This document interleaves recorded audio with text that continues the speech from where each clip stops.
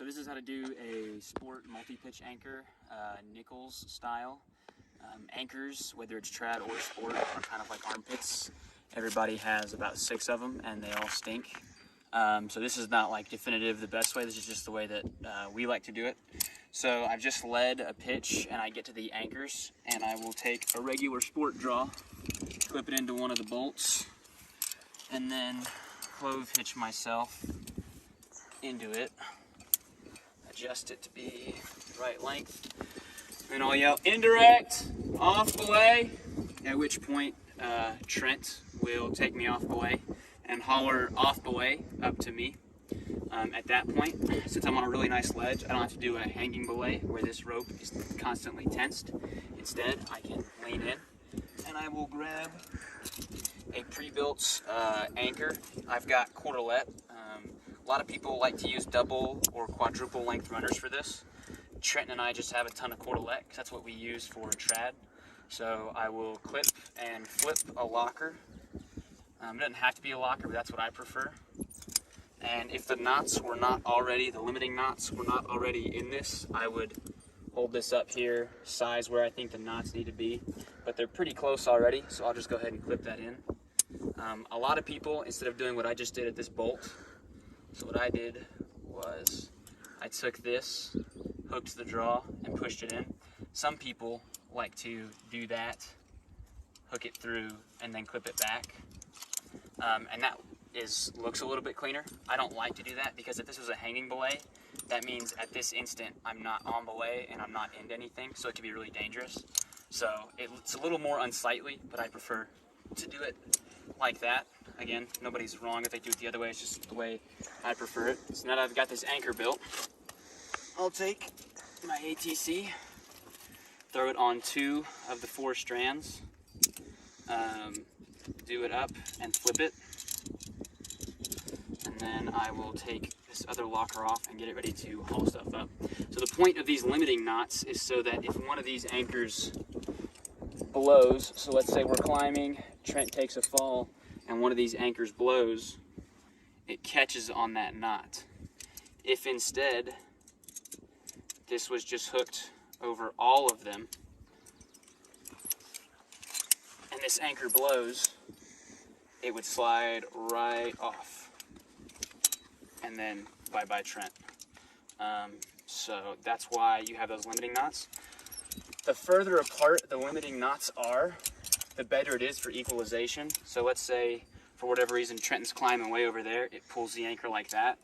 This carabiner will slide in between those knots to equalize. So you want it to be long enough that you can slide around, but not so long that if something were to happen, it extends. Some people also like to take another locker and go into the other strands. And then I would clove hitch myself into that and take it off this. The reason they would do that is they don't like directly loading one bolt, but on really easy terrain where it's just my body weight, I'm not worried about loading that bolt. If it was like a really intense hanging belay, Trent was going to be taking a lot of falls, I might do that, but we haven't had to do that any yet so far. So now Trenton has been getting his shoes on. I'm going to take the rope up. I have a really nice big ledge here, so I can just pile it. And if I wasn't on a really nice ledge, like if I was hanging, I would have to coil it over my shoulders like this. It's really hard, it takes forever. A lot of people like to also coil it over their rope, so they'll do something like this, but that's a lot messier for me the way I coil rope. So luckily we've had ledges most of the time, and we can just throw it up on here.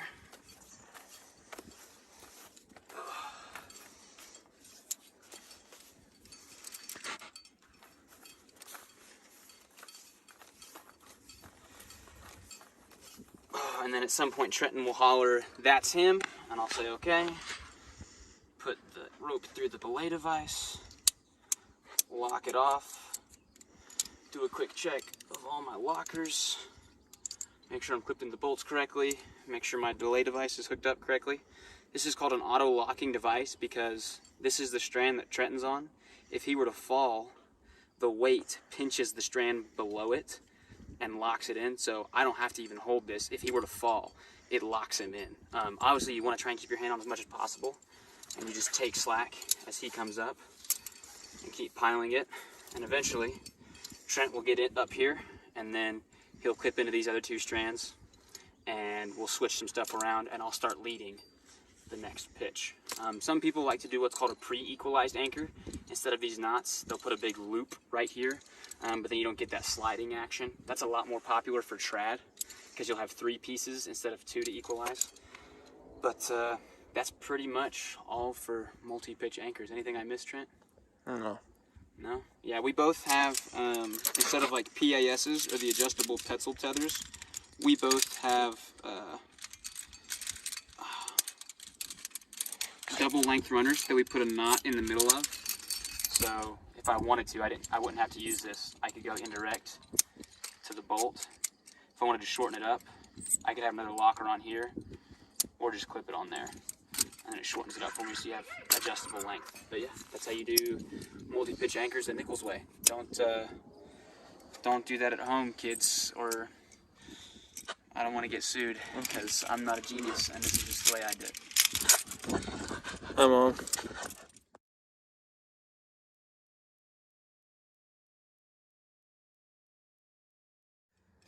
Okay, so we're at the top of a multi-pitch route, and we could just do a regular rappel, but Trenton, if you want to look over there, we got a really long way to rappel. It would take probably about 5 rappels with a single rope. So instead, we're going to take 2 ropes, hook them together, and rappel twice the length, which in actuality, if you think about rappelling 1 pitch, you want to have more than that worth of rope. So when you put 2 ropes together, you actually get 3 pitches instead of just doubling it by using 2 ropes. So we've got my blue rope, and this backpack that I have in every picture has Trenton's new 70-meter black Mammut rope. So I'll get that out and we'll hook it up.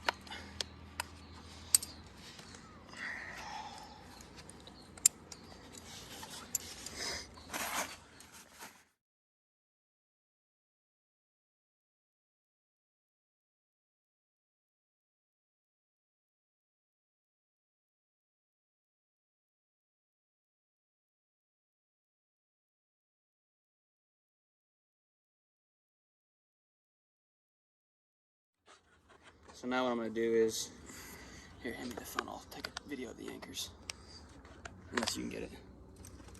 So there's these rappel rings on the bottom of all the anchors.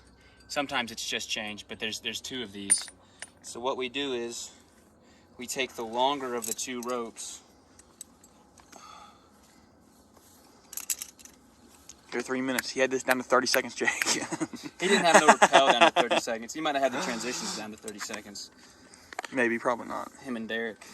Derek bolted this route, boys, and everyone in the freaking canyon. But he knows he did it all wrong. He just doesn't care. That's right. Ugh. Okay, so what we do is we take the long rope and we thread it through both anchors. And then we take the other rope. Tie stopper knot. Yep. And we tie what's called the Euro death knot. So named not because it's dangerous, but because so many people do it wrong. So this is going to have a lot of weight on it. Not just our body weight, but the ropes are somewhat elastic. So when you're rappelling, you bounce up and down, and when you bounce, you put more than just your body weight on it, somewhere around double that. So this knot can have a tendency to roll over itself and actually make its way out to the end of the rope. So if people tie just that, it's not always safe. So you also want to put another stopper knot in each strand to make sure that the knot can't roll past those. So what we do to check it is you make sure that you've got your Euro death knot, just a regular overhand, 2 stopper knots, and then you go to the tail end of each of the ropes that we have, and you make sure it's got a stopper knot in it. So like this one already has a stopper knot tied into it. And the reason for that is we're about to throw this off the edge, and you want to make sure that, like, let's say this doesn't make it to one of the ledges, like I rappel too far, but I can't get off the rope. That makes sure my ATC doesn't go over top of that and I fall off the end of the rope. So a lot of people like to do saddlebags right now. We don't like doing that. We'd rather just chuck it and get it out of a bush later. So watch yourself, Trent. Rope!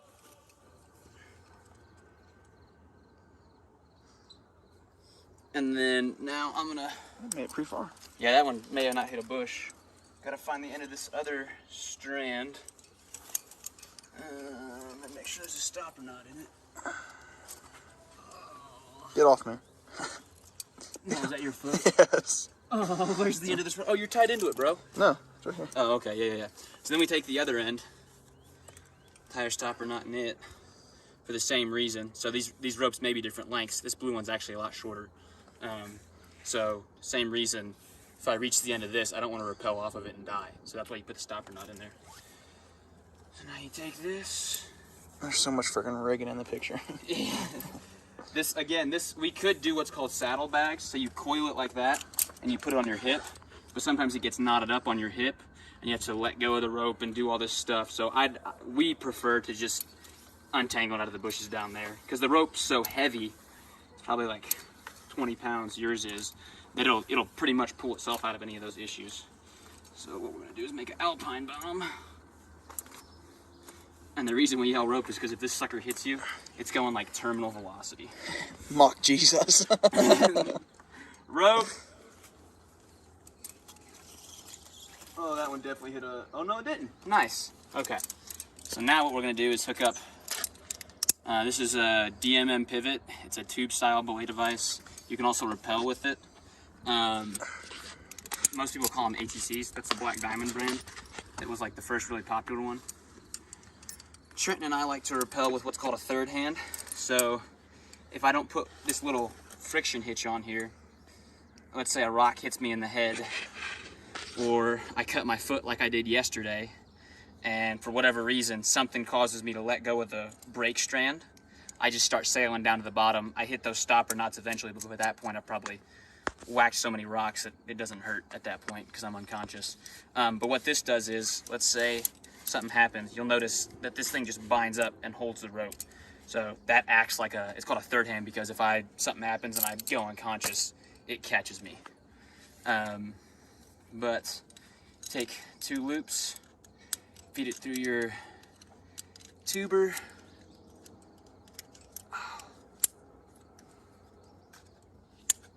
I then check that this carabiner's locked.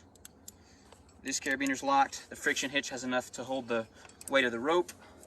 And then I would unhook this locking jaw that's got me into the anchor we built and clip it into my belay loop. That way I've got 2 things going to my rappel device, so it's redundant. And then we go down as far as we can.